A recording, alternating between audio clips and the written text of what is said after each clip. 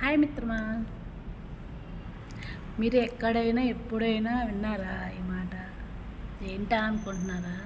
తల్లి చేసే సేవలు ఎవ్వరూ చేయలేరు కదా. తల్లి రుణం తీర్చలేని రుణము, అందుకే అంటారు. ఎవ్వరికి ఏది పెట్టినా వాళ్ళు బదులు పెట్టాలని ఆశిస్తారు. తల్లి ఒక్కతే ఏ ఆలోచన లేకోకుండా మన పిల్లలకి ఇది కావాలి, అది కొనాలి, ఇట్లా చేయాలి, అట్లా చేయాలి అని ఆలోచించేది. ఎప్పుడు కూడా అందుకే అంటారు తల్లి రుణం తీర్చలేని రుణము అని. తల్లి చేసే సేవలు కూడా ఎవరూ చేయలేరండి. తల్లి లేని వాళ్ళకి చాలా బాగా అర్థమవుతుంది.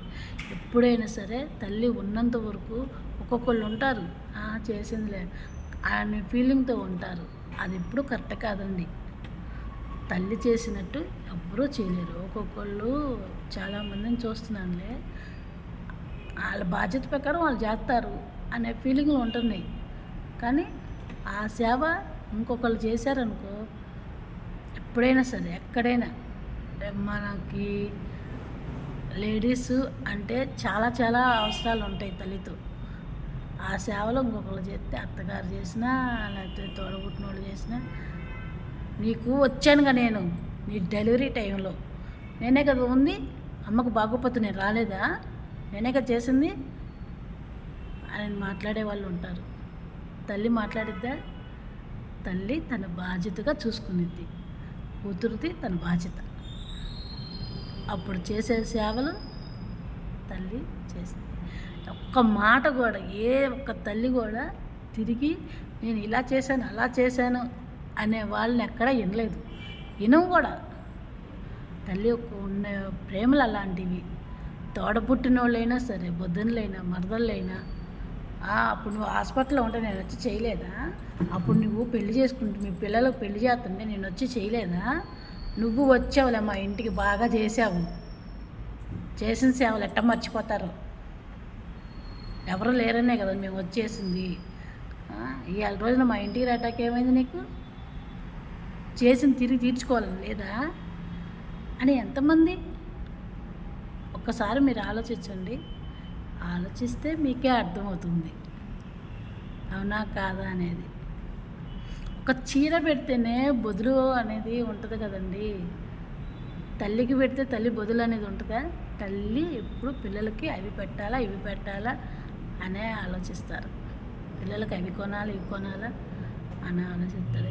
ఎక్కడైనా వేరే ఊర్లో జాబ్ చేస్తున్నారు అనుకో, పిల్లలు కానీ పిల్ల కానీ మన పిల్లలు కానీ ఎవరైనా సరే జాబ్ చేసేటప్పుడు తల్లి ఏం ఆలోచించింది?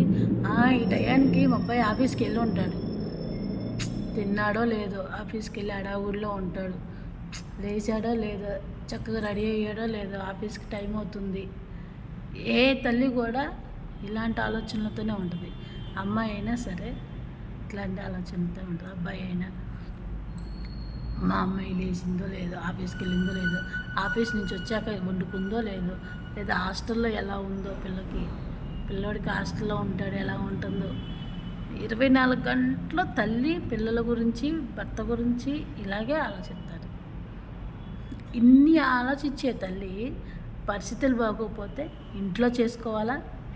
ఇంట్లో పిల్లల్ని సంరక్షించుకొని భర్తను సంరక్షించుకొని వాళ్ళకి బాక్సులు పెట్టి పొద్దున్నే మళ్ళీ బయట ఆఫీస్ పని అయితే ఎవరికి తగ్గ పని వాళ్ళండి. చదువుకునే వాళ్ళైతే ఆఫీస్లో జాబులు చేస్తారు, చదువు లేని వాళ్ళైతే వాళ్ళకి తగ్గ పని వాళ్ళు చేసుకుంటారుగా.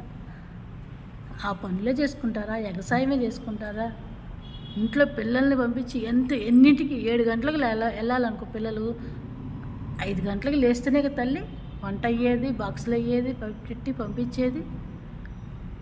అందుకే అంటారు తల్లి రుణం తీర్చలేని రుణం. తల్లికి బదులు ఉండదు. ఎవరికైనా పెట్టు, బదులు ఉంటుంది. నువ్వు నాకు అది పెట్టావు అని అడుగుతారు. నేను నీకు పెట్టానుగా, నువ్వు నాకు బదులు పెట్టావా అనే మాటలు ఉంటాయి, ఎక్కడైనా ఉంటాయి. ఒక్క తల్లి దగ్గర మాత్రమే ఉండవు. అందుకే అమ్మ రుణం తీర్చలేని రుణం.